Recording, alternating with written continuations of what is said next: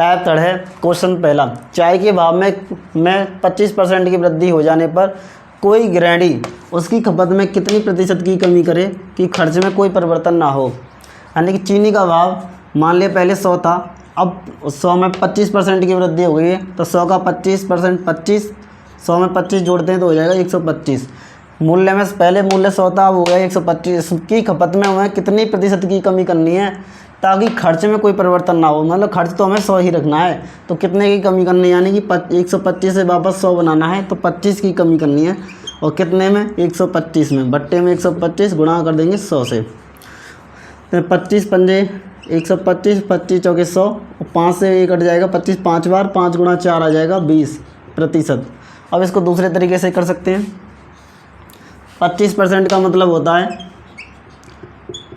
1/4, यानी पहले वस्तु का मूल्य 4 था, अब उसमें 1 की वृद्धि हो गई तो हो गया 4 + 1 5। अब वापस से हमें 5 से 4 बनाना है ताकि खर्च में कोई परिवर्तन ना हो। तो 5 से वापस ये 4 बनाना है, तो कितने की कमी करनी है हमें, 1 की, यानी 1/5 गुणा 100, ये 20 बार कट जाएगा। दूसरा क्वेश्चन है, चीनी के मूल्य में 40% की कमी हो जाने पर कोई गृहिणी उसकी खपत में कितने प्रतिशत की वृद्धि करे कि 100% की बचत हो जाए। यानी कि पहले मान लिया चीनी का मूल्य था 100, अब उसमें 40% की कमी हो गई, यानी कि 60 हो गया। अब कोई गृहिणी उसकी खपत में कितने प्रतिशत की वृद्धि करे कि 10% की बचत हो जाए। यानी कि और उसके गृहिणी को उसकी खपत में वृद्धि करनी है ताकि बचत रखनी है उसको 10% की। यानी कि बचत यहाँ तो 40 की हो रही है, लेकिन उसको बचत करनी है 10 की। तो 100 में से 10, 100 का 10% होता है 10, 100 में से 10 घटाते हैं तो यानी 90। अब उसको 90 बनाना है, तो बचत उसको 10 की करनी है, यानी कि 90 होना चाहिए उसका मूल्य। तो यानी 60 से हमें क्या बनाना है, 90 बनाना है। तो कितने का अंतर आया, 30 का, बट्टे में 60 गुणा कर देंगे 100 का, 0 से 0, 6 पंजे 30, 5 गुणा 10 कर देते हैं 50% की खपत में वृद्धि करनी होगी। टाइप 4 है, चीनी के मूल्य में 20% की कमी हो जाने पर 240 रुपये में 12 किलोग्राम चीनी अधिक खरीदी जा सकती है। तो चीनी का पुराना मूल्य बताइए। यानी कि अब इसमें देखते हैं हम, 20% की कमी होगी मूल्य में, यानी किसी वस्तु का जो मूल्य होता है और जो खपत होती है उनका अनुपात व्युत्क्रमानुपाती होता है, मूल्य और खपत। तो 20% की कमी हो गई, यानी 20% को लिखते हैं हम 1/5 लिखते हैं। पहले किसी वस्तु का मूल्य 5 था, अब उसमें 1 कमी हो गई है, 5 में 1 की कमी हो जाएगी तो ये हो जाएगा 4। ये अनुपात है इसके मूल्य का, किसी वस्तु के मूल्य का अनुपात 5:4 है, तो खपत का अनुपात उल्टा होता है, तो ये हो जाएगा 4:5। यानी 12 किलोग्राम चीनी अधिक खरीदी जा सकती है। 240 रुपये में 12 किलोग्राम चीनी अधिक आ रही है, परिवर्तन आया वो 12 किलोग्राम है, और यहाँ पर जो अंतर आया है खपत में वो अंतर आ रहा है 1 का। तो इसका मतलब ये 1 का मान इस 12 यूनिट के बराबर है, 1 का मान 12 यूनिट के बराबर है। तो 4 यूनिट का मान कितना होगा, जो पुरानी खपत है, हाँ जी पुरानी खपत या वास्तविक जो खपत थी वो 4 है, तो 4 का मान कितना होगा, 4 गुणा 12, 1 का मान 12 है तो 4 का मान 12 चौके 48 किलोग्राम खपत हो गई। तो रुपए में जितनी हमने चीनी खरीदी उसका भाग दे देंगे तो चीनी का मूल्य आ जाएगा कि कितने रुपये 1 किलोग्राम चीनी है। तो 48 का 240 में भाग दे देते हैं, 240/48, ये है पुराना मूल्य।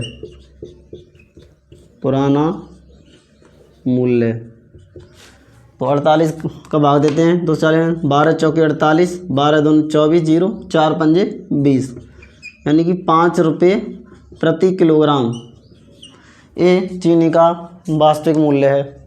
अब इस दूसरे सवाल को करते हैं। चावल के मूल्य में 30% की वृद्धि हो जाने पर 260 रुपये में 6 किलोग्राम चावल कम आते हैं, तो चावलों का नया मूल्य ज्ञात करना है। यानी कि 30% की वृद्धि होगी, पहले 30% को लिखते हैं हम 30/100, यानी कि 3/10। तो वस्तु के जो मूल्य होता है, मूल्य और खपत का अनुपात, मूल्य और खपत का जो अनुपात होता है वो व्युत्क्रमानुपाती होता है। तो यानी कि पहले मूल्य 10 था, अब उसमें वृद्धि हो गई तो 10 में 3 की वृद्धि होगी तो हो जाएगा 13, 10:13 है। खपत, अब देख खपत का अनुपात इसका उल्टा होता है तो 13:10 हो जाएगा। तो अब कितना, यहाँ खपत में कितना अंतर आ गया है, 3 का अंतर आया, 3 यूनिट का। तो 3 यूनिट की जो वैल्यू है वो 6 किलोग्राम चावल कम आते हैं, यानी 6 किलोग्राम चावल के बराबर होगी 6 kg के। 3 यूनिट की वैल्यू 6 के बराबर, तो 1 यूनिट की वैल्यू कितनी होगी, तो 1 का 6 का 3 में 3 का 6 में भाग दे देंगे, 3 दूनी 6। एक यूनिट की वैल्यू आएगी हमारे पास 2 किलोग्राम। हमें वस्तु का नया मूल्य ज्ञात करना है। तो पहले खपत 13 थी, अब खपत कितनी हो रही है 10, तो हमें 10 का मान ज्ञात करना है। तो 10 का मान यहाँ से है, तो 10 यूनिट का मान, 1 यूनिट का मान 2 kg है, तो 10 यूनिट का मान होगा 2 × 10 यानी कि 20 kg। तो 20 kg चावल खरीदे हैं हमने, तो कितने रुपए में, 260 रुपये में 20 kg चावल आ रहे हैं। तो चावल का मूल्य क्या होगा, तो रुपये में वस्तु के भार का भाग दे देंगे तो मूल्य आ जाएगा, यानी 260 में 20 का भाग दे देते हैं। तो नया मूल्य 260/20, 0 से 0 ये कट जाएगा 13 बार, 13 रुपये प्रति। एक परीक्षा में अनीता को 31% अंक मिले हैं और वह 16 अंकों से अनुत्तीर्ण हो गई तथा विनीता को 40% अंक प्राप्त हुए, और वह जो कि आवश्यक उत्तीर्ण अंक से 56 अधिक थे। तो उत्तीर्ण होने के लिए न्यूनतम अंक क्या है, तो अनीता को 31% अंक मिलते हैं और वो 16 अंकों से अनुत्तीर्ण हो गई, 16 अंक कम थे। फिर विनीता को 56 अंक, विनीता ने 40% अंक प्राप्त किए जो कि पास होने से 56 अंक अधिक थे, तो 56 प्लस का आ जाएगा। अब इन दोनों का डिफरेंस लेते हैं, यहाँ 31 और 40 में से का घटाते हैं, 40 में से 31 गए तो 9, और इन दोनों का जोड़ कर देते हैं, 6 और 6 12, 5 और 1 6 1 7। तो 1% का मान 9 का भाग देते हैं, 72 9 8 72, 8 आ जाएगा। अब हमें ज्ञात करना है उत्तीर्ण अंक। तो नहीं, अनीता ने 31% अंक प्राप्त किए, 31% का मान कितना है, 1% का मान 8 है, तो 31 का मान 31 × 8 यानी कि 8 × 8 8 × 24 248 अंक हो जाएंगे। अब इसके जो अंक थे अनीता के 16 अंक कम थे उत्तीर्ण होने से, यानी 16 अंकों से फेल हो गई, तो इसके 16 अंक और चाहिए। तो 16 अंक और होते तो ये पास हो जाती, प्लस के 16 64, तो 264 अंक पे पास हो जाते।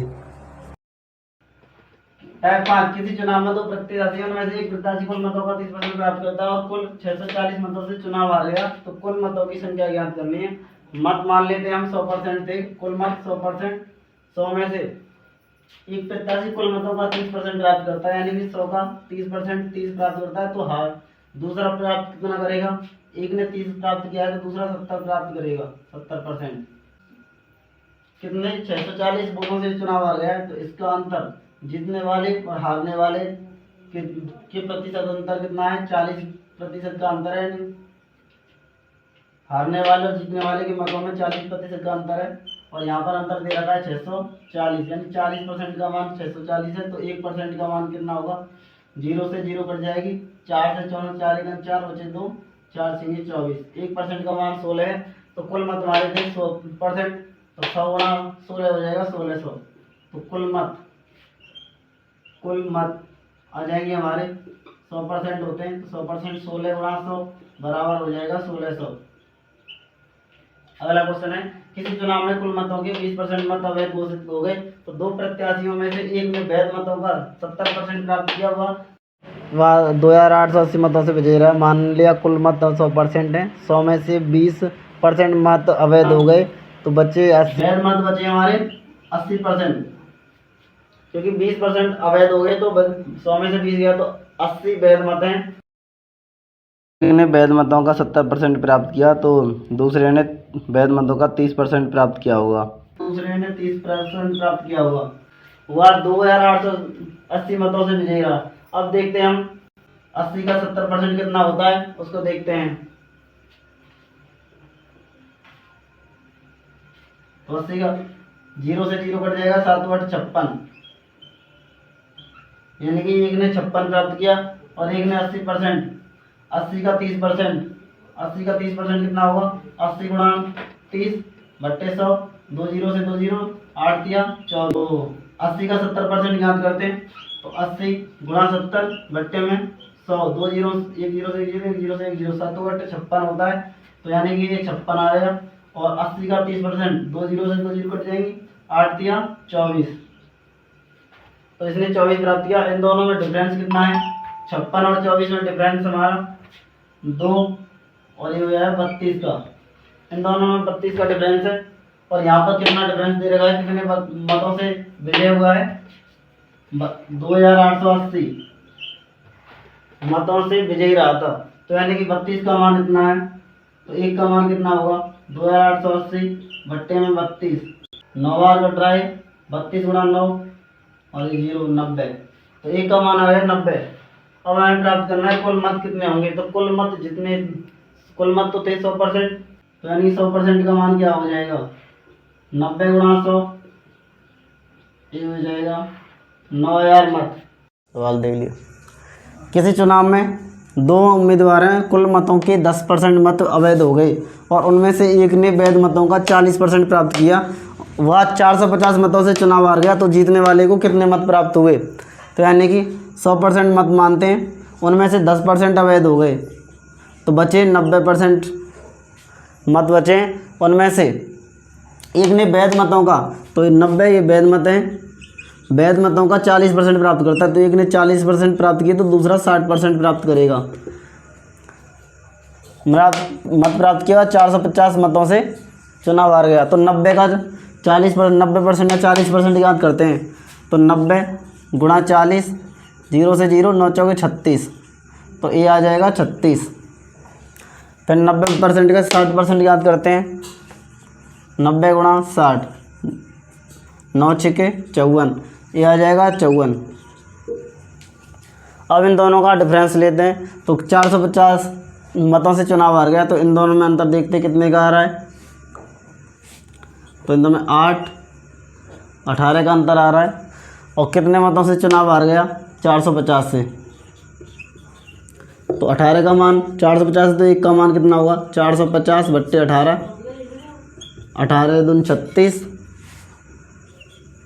36 बचे 9, 18 पंजे 90।